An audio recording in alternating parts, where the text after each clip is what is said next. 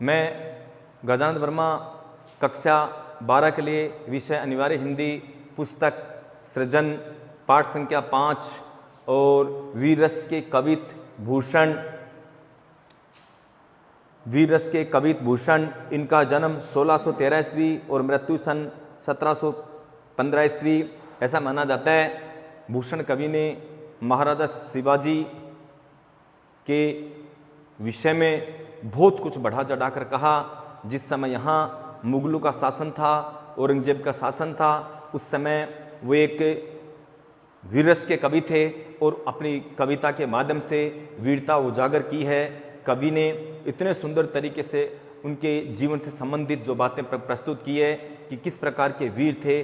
उन्होंने उनकी तुलना काल से भी ज़्यादा बड़ी की है। किस प्रकार से उनकी तुलना, जिस प्रकार से समुद्र में लगने वाली आग, बादलों पर हवा का आधिपत्य और जिस प्रकार हिरणों पर बाघ का आधिपत्य, पक्षियों पर जैसे बाज पक्षी का आधिपत्य और जमरासुर का, इस तरह से कई जितने जो शक्तिशाली थे उनका नाम लेकर के शिवाजी का परिचय करवाया है। क्योंकि शिवाजी अपने जो टाइम के अंदर इतने शक्तिशाली भी थे और वो छापामार युद्ध प्रणाली करते थे, जिसके कारण दुश्मन के दांत खट्टे हो जाते थे।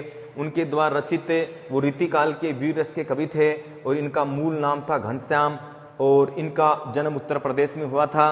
और भूषण की रचनाएं जैसे शिवराज भूषण, छत्रसाल दशक, शिवा बावनी, भूषण हजारा व भूषण उल्लास आदि अनेक प्रकार की रचनाओं के माध्यम से इन्होंने भारत को एक महत्वपूर्ण चीज़ें प्रदान कर दी।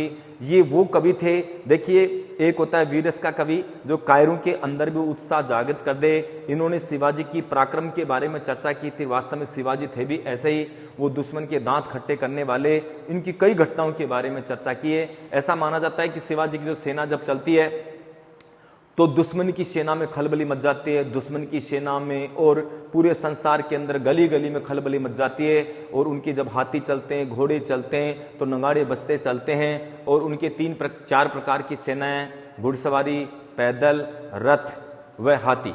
इस तरह से क्या है कि 4 प्रकार की जब सेना चलती है तो उनके चलने के कारण मिट्टी उड़ने लग जाते, धूल उड़ने लग जाती है और आकाश के अंदर जो सूर्य है वो भी एक तारे के समान दिखाई देने लग जाता है। और ऐसा लग रहा है जिस प्रकार से थाली में रखा पारा, जो कि जिसको आप कैसे लिक्विड धातु जिसको कह सकते हैं, द्रव्य अवस्था में धातु जिसको कह सकते हैं पारा, वो हिलता हुआ नजर आ रहा है। इस प्रकार से क्या है कि सूर्य उस पृथ्वी के ऊपर जो आकाश में हिलता हुआ नजर आ रहा है। इसके अलावा उन्होंने कहा कि धरती पर जो काल है वो तो फालतू में बदनाम होता है, वैसे काल तो आप ही माने गए हैं। उन्होंने कई प्रकार की चर्चा इनके बारे में की। एक बार शिवाजी किसी काम के लिए औरंगजेब ने भेजा था, उन्होंने बड़ा पराक्रम का परिचय करके दिखाया और अपना इनाम लेने के लिए, अपना सम्मान पाने के लिए औरंगजेब के दरबार में पहुंचे। किंतु औरंगजेब ने उनका सम्मान नहीं किया, बल्कि 6 हजारी पद से उनको सम्मानित किया। 6 हजारी पद एक साधारण सैनिक को दिया जाने वाला पद है। उससे क्या है कि गुस्से में एकदम उनकी आंखें चढ़ गई। ऐसी स्थिति के अंदर उनकी जो सेना थी वो भी डर गई। साथ में जो औरंगजेब का मुख काला पड़ गया और उनकी सेना का मुख पीला पड़ गया। इस प्रकार से इस पाठ के माध्यम से बहुत सारी बातें बतलाई गई है कि शिवाजी कितने पराक्रमशील थे और अपने पराक्रम के माध्यम से वो दुश्मन के दांत खट्टे कर सकते थे। ऐसा भी करते थे कि वो लूटपाट करते थे, शक्तिशाली लोगों को लूट करके गरीबों में बांटते थे। और वो जब युद्ध करते थे तो युद्ध करने की नीति उनकी अलग तरह की थी। उनकी युद्ध की नीति से जो मुगल जो थे वो भी घबरा जाते थे, क्योंकि युद्ध करने में वो कभी हारे नहीं। एक बार उनको मारने के लिए दुश्मन की चाल भी होती है कि वहां पर कोई हथियार नहीं ले जा सकता, लेकिन वो छुपा करके ले गए थे। अचानक दुश्मन ने हमला कर दिया और मौका पा करके दुश्मन को भी उन्होंने धराशाही कर दिया। इस प्रकार से क्या है कि किसी युद्ध को लड़ने में बड़े निपुण थे। इसीलिए क्या है कि मराठा, जिसको आप महाराष्ट्र कह सकते हैं, मराठा में उनको बहुत बड़ा एक वो माना जाता है, त्यागी था, वीर था और अपने जीवन काल में वो कभी हारे नहीं, बल्कि वो अपने दिमाग से खेल करके दुश्मन के दांत खट्टे करते थे। उस शिवाजी का वर्णन इन्होंने क्या है कि वीररस के कवित रस में भूषण ने किया है। ये वीररस के कवि थे। देखेगा कि वैसे तो क्या है कि ऐसा माना जाता है कि पराक्रमशील बनने के पीछे किसी न किसी का हाथ होता है। एक बार क्या कि शिवाजी के बारे में कुछ घटनाएं घटित है कि एक बार शिवाजी जब बच्चे थे तो उनके जब वो उनके रामदास से उनके गुरु के नाम थे, गुरु रामदास से शिक्षा अर्जन करने के लिए वहाँ पहुँचे। वो अन्य शिष्य से भी इसी तरह से सवाल किया करते थे। एक बार उनके सामने शिवाजी से भी सवाल किया अन्य लोगों से, पेट दर्द का बहाना करके वो गिर जाते हैं। अन्य शिष्यों ने पूछा गुरुजी आपकी क्या तकलीफ है? बोले बेटा तकलीफ है किंतु इसका कोई इलाज नहीं है। सारे लोग उनकी बातें सुन करके सभी जो शिष्य थे एक साथ जोर से आवाज करके बोलते हैं कि हम इसका समाधान खोजेंगे, आप बताए तो सही आपके क्या हो रहा है? तो उन्होंने कहा मेरा पेट दर्द है, किंतु क्या है कि पेट दर्द इस तरह ठीक नहीं हो सकता। सारे शिष्यों ने कहा हम सब मिलकर के इसका इलाज करेंगे। तो अंत में जाकर कहा बेटा आपके बस की बात नहीं है, किंतु उन्होंने कहा मेरे पेट का दर्द का इलाज एकमात्र क्या है? शेरनी का दूध। शेरनी के दूध की बात सुनकर के जितने सारे शिष्य थे उनकी सबकी गर्दन नीचे हो जाती है, क्योंकि शिवाजी की गर्दन ऊपर हो जाती है। और उन्होंने जाकर गुरु जी के पांव पकड़ कहा मैं आपके लिए शेरनी का दूध लेकर के आऊँगा। वो बर्तन लेते हैं और जंगल में निकल जाते हैं। वहाँ शेरनी के बच्चे दूध पी रहे थे और उन्होंने शेरनी का दूध निकाल करके ला करके गुरु जी के सामने लाकर रख दिया कि आपने जैसा कहा था मैं वैसा ही शेरनी का दूध लेकर के आया हूँ। सच में वो शेरनी भी क्या किस तरह से खड़ी हो गई, जिस प्रकार से एक गाय का दूध कोई गोपालक निकालता है, वो ला करके उनके गुरु के सामने रखते हैं। और उन्होंने क्या है कि वो शेरनी का दूध पिया नहीं, लेकिन अपने शिष्य की उस मतलब कर्तव्य निष्ठा और आज्ञा पालन प्रवृत्ति को जान करके उन्होंने आशीर्वाद दिया।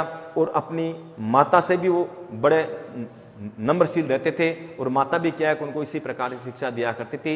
इनकी माता जो कि जीजाबाई थी और पिता शाहजी भोंसले, ये सारे जितने परिवार के सारे लोग थे वो सारे पराक्रमशील थे, युद्ध लड़ने में निपुण थे, क्योंकि इनके अंदर युद्ध लड़ने की नीति थी, या यूं कह सकते हैं कि कर्तव्य निष्ठा इनकी माता के द्वारा बचपन से कूट कूट करके भरी हुई थी।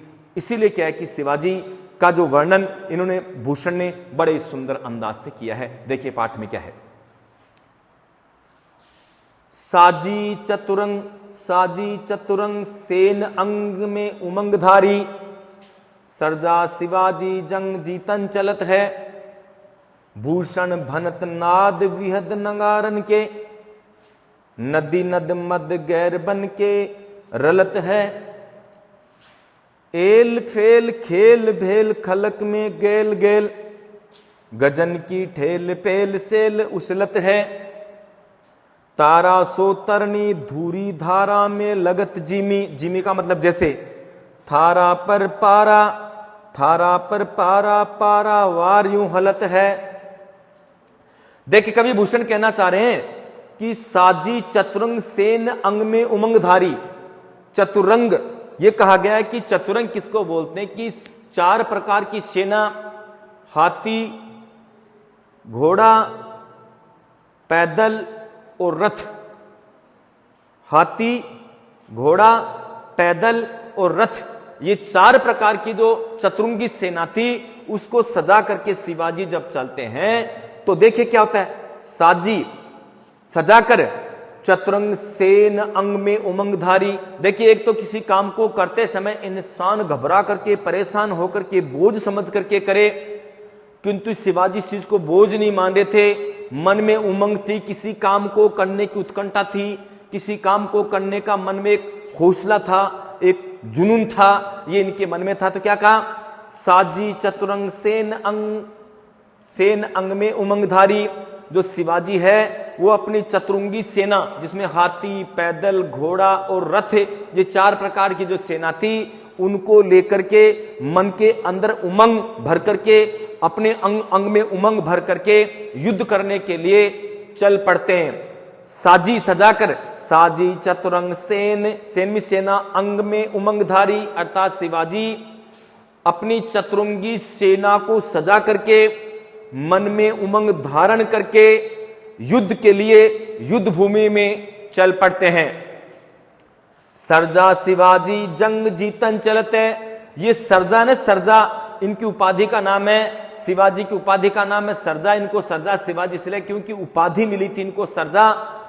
सर्जा शिवाजी जंग जीतन चलते हैं। अपने मन में उमंग धारण करके वो क्या कि युद्ध को जीतने के लिए सर्जा शिवाजी जंग जीतन चलते हैं। मन में उमंग धारण करके युद्ध जीतने के लिए वो युद्ध भूमि में अपनी चतुरंगी सेना को सजा करके चल पड़ते हैं। मन में उमंग धारण करके, मन में उत्साह धारण करके अपनी चतुरंगी सेना के साथ युद्ध को जीतने के लिए युद्ध भूमि में चल पड़ते हैं। अब देखिए, जब चलते हैं तो उनकी हालत कैसी होती है। सरजा हो गया, शिवाजी हो गया, जंग में युद्ध जीतन में चलत में चलते हैं। और उमंग आप जानते हैं, उत्साह धार्मिक धारण करके, अंग आप जानते हैं, सैन में सेना, चतुर में चार, चतुरंगी और साजिश सजाकर। भूषण भनत नाद विहद नगारन के, भूषण भनत, भूषण कभी कहना चाहते हैं नाद विहद नगारन के। जब वो चलते हैं तो चारों दिशाओं में नगाड़े बजते हुए नजर आते हैं। अर्थात उनकी जब सेना चलती है तो उनके नगाड़ों से सम्मान किया जाता है। युद्ध भूमि में चलते समय नगाड़े बजते हैं। नाद विहद नगारन के, बहुत तेज गति से नगाड़े बजने लग जाते। युद्ध भूमि में चलते समय चारों तरफ से युद्ध भूमि में नगाड़े बजना चालू हो जाता है, जिससे पता लग जाता है कि शिवाजी की सेना चल रही है। देखिए, पहले राजा महाराजाओं के शासनकाल में होता भी यही था। जब युद्ध की घोषणा होती थी या राजा के द्वारा किसी प्रकार का ऐलान किया जाता था तो कुछ नगाड़े लेकर के कोई व्यक्ति गांव-गांव, नगर-नगर में चक्कर काटते थे और उनको बजाते हुए इशारा करते, कहते हाँ हाँ सुनो भाइयों, कल इतनी बजे या 5 दिन बाद ये इतने कार्यक्रम इतने बजे इस स्थान पर इनके द्वारा किया जाएगा, जिसमें सारे लोग नगर के सारे लोग इकट्ठे होकर के इनका सम्मान कीजिए। इस तरह से कोई भी घोषणा जब की जाती थी तो नगाड़े बजा करके की जाती थी। युद्ध की घोषणा थी किसी प्रकार से, चारों तरफ से नगाड़े बजने लग जाते हैं। युद्ध भूमि में जाते समय उनके साथी जितने लोग थे, सेना के जितने लोग थे, वो युद्ध भूमि में नगाड़े बजाना चालू। याद रखेगा, भूषण भनत, भूषण कहते हैं नाद विहद नगारन के, नाद में आवाज अर्थात नगाड़ों की गूंज चारों तरफ फैलने लग जाती है। जोर जोर से नगाड़ों की आवाज आने लग जाती है। नदी नद मद गैरबन के रलत है। गैरबन का मतलब होता हाथी।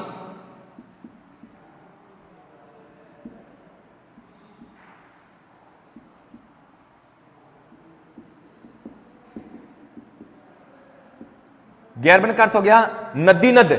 नदी तो आप जानते हैं, नदमिस बड़े नदियां, मदमिस हाथियों के कनपटी से टपकने वाला पसीना।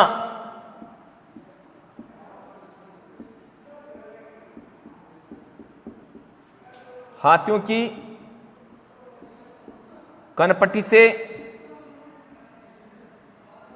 टपकने वाला पसीना,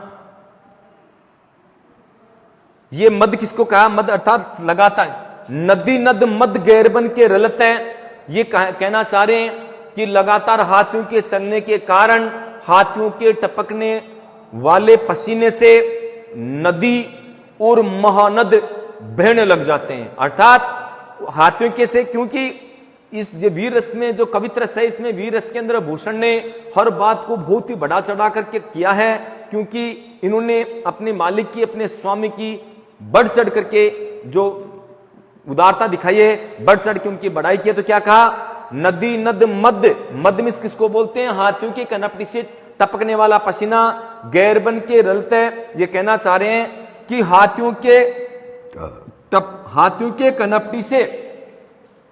कनपटी से टपकने वाले मद से, पसीने से नदी और महानद, बड़े बड़े नाले, नद भी बहने लग जाते हैं। अर्थात नदी की तरह प्रवाह बहने लग जाते हैं। अब देखिए, पसीना इतना होता नहीं, किंतु क्या है कि भूषण कवि ने ये बहुत ही बढ़ा चढ़ा करके, अतिशयोक्ति अलंकार भी होती है। जिस बात को और ज्यादा बढ़ा चढ़ा कर कहा जाए तो उसमें अतिशयोक्ति अलंकार भी होती है।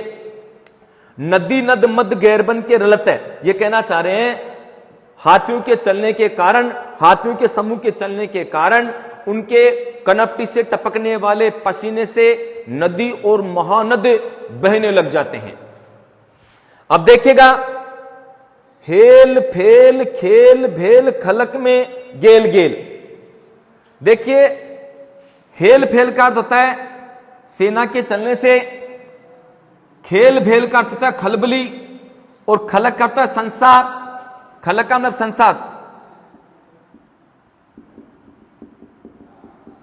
और खेल भेल खलबली, खलबली। और ये दृक है एल फेल का अर्थ हो गया सेना के चलने से या खिसकने से। सेना के चलने से,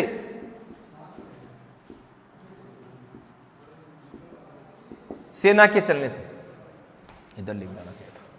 अब देखिए हेल फेल खेल भेल खलक में गेल गेल, ये कहना चाह रहे हैं कि सेना के चलने से अर्थात शिवाजी की सेना के चलने से खेल भेल खलक में गेल गेल अर्थात सेना के चलने से दुश्मनी की सेना में और संसार में गली गली में खलबली मच जाती है। शिवाजी की सेना के चलने से, शिवाजी की सेना के चलने से संसार में और गली गली में खलबली मच जाती है, डर जाते कि शिवाजी की सेना चल रही है। तो ये देखिए हेल फेल खेल भेल खलक में गेल गेल, यहां दे भी रखा है हेल फेल खेल भेल में अनुप्रास अलंकार के ए की मात्रा इसके ल की आवृत्ति हुई है। और हेल फेल खेल भेल खलक में गेल गेल, ये कहना चाह रहे शिवाजी की सेना के चलने से संसार में और गली गली में, गेल गेल का तो गली गली में खलबली मच जाती है, अर्थात दुश्मन की सेना में भय व्याप्त हो जाता है कि सामने से आने वाली सेना शिवाजी की है।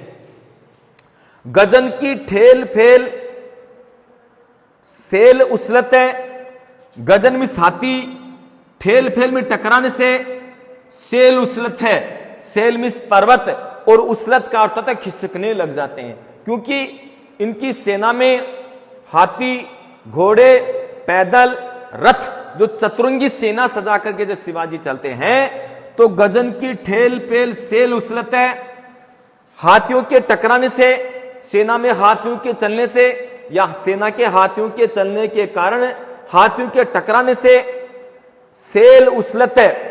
देखिए ठेल फेल का मतलब टकराने से, सेल मिस पर्वत, उछलत में सुखड़ते हुए दिखाई दे रहे हैं। ये कहना चाह रहे हैं कि लगातार हाथियों के चलने के कारण जब वो हाथियों के टकराने से इस तरह से लग रहा है जिस प्रकार से पर्वत के पांव उखड़ते नजर आ रहे हैं, जैसे पर्वत हिलते हुए नजर आ। देखिए सेल उछलत है, जिस प्रकार से पर्वत उखड़ रहे हैं उसी प्रकार से महसूस होता है। सेना में हाथियों के टकराने से गजन की ठेल पेल सेल सेल मिस प्रभात, आपने सेल का नाम सुना होगा, सेले सेले ने माणिक्य मोती किम न गजे गजे साधोनी सर्वत्र चंदने न बने बने। तो सेल का मतलब होता है पर्वत, प्रस्तरणीय पर्वत है। तो गजन की ठेल फेल सेल उछलत है, अर्थात हाथियों के लगातार चलने के कारण, हाथियों के टकराने के कारण, जो उनके टकराने से ऐसा लग रहा है जिस प्रकार से पर्वत उखड़ रहे हैं, पर्वत हिल रहे हैं, ऐसा महसूस हो रहा है। तारा सो तरनी धूरी धारा में लगत जिमी, जिमी का अर्थ है जैसे, तारा सो तरनी धूरी धारा में लगत जिमी, थारा पर पारा पारावार यूं हलत है। तारा मिस तारा सो तरनी धरती पर है, जो सूर्य है वो एक तारे के समान दिखाई दे रहा है, कारण धूरी धारा में लगत जिमी। देखिएगा सेना के लगातार चलने के कारण जो पैदल, हाथी, घोड़े, रथ, उस सेना के चलने के कारण उनके जो जीव थे उनके पैरों से लगातार मिट्टी ऊपर उड़ रही है, जिसके कारण बिल्कुल धुंधलाट सा हो गया है, गोदुली वेला की तरह हो गया है। इतनी सेना चलने के कारण मिट्टी उड़ रही है, उस मिट्टी के कारण आकाश साफ दिखाई नहीं दे रहा है और सूर्य का प्रकाश एक तारे के समान दिखाई दे रहा है। ये देख है तारा सो तरनी धूरी धारा में लगत जिमी, मतलब सूर्य ऐसे लग रहा है तारा सो तरनी धूरी धारा में लगत जिमी। लगातार सेना के चलने के कारण, क्योंकि पैदल सैनिक, घुड़सवारी, हाथी, घोड़े, इनके लगातार चलने के कारण, ये सेना के साथ में चलने के कारण आकाश में धूल उड़ रही है और धूल उड़ने के कारण एक बहुत बड़ा एक बादल की तरह हो गया है, जिसके कारण आकाश में कुछ दिख नहीं रहा है, और जो तारा है वो एक चंद्रमा के, सूर्य है वो एक तारे के समान टिमटिमाता हुआ दिखाई दे रहा है। यहां देख है तारा सो तरनी धूरी धारा में लगा जिमी, अर्थात लगातार सेना के चलने के कारण जो धूल उड़ रही है उसके कारण सूर्य एक तारे के समान दिखाई दे रहा है, अर्थात धुंधलाहट के कारण सूर्य का प्रकाश भी धरती पर ढंग से नहीं पड़ रहा है। अब देखिएगा, अब वो जो आकाश के अंदर सूर्य है वो तारे के समान ही दिख रहा है, वो किस तरह से दिख रहा है, कवि ने बड़ी सुंदर तरीके से इसकी व्याख्या की है। थारा पर पारा पारावार यूं हलत है, ये थारा का मतलब थाली, और पारा क्या है कि ये धातु होता है, लेकिन द्रव्य अवस्था में होता है धातु। वैसे जितने सारे धातु होते हैं वो सारे कठोर होते हैं, ठोस होते हैं, लेकिन एक धातु ऐसा भी है जो द्रव्य अवस्था में पाया जाता है, उसको पारा बोलते हैं।